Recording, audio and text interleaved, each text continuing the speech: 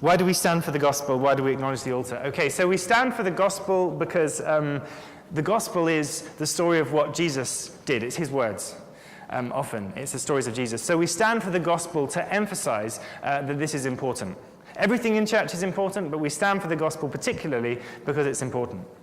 As far as acknowledging the altar, so I'm pretty low church, as you may know, which means I don't call this an altar.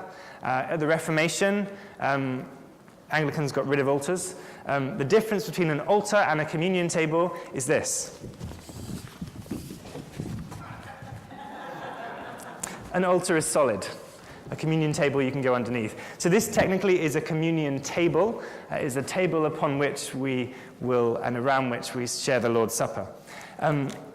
Acknowledging the altar is something that comes from a Catholic tradition. It would come from a place of saying that Jesus is present and on the table. I personally am of the view that Jesus is as present in the table as he is anywhere in the room.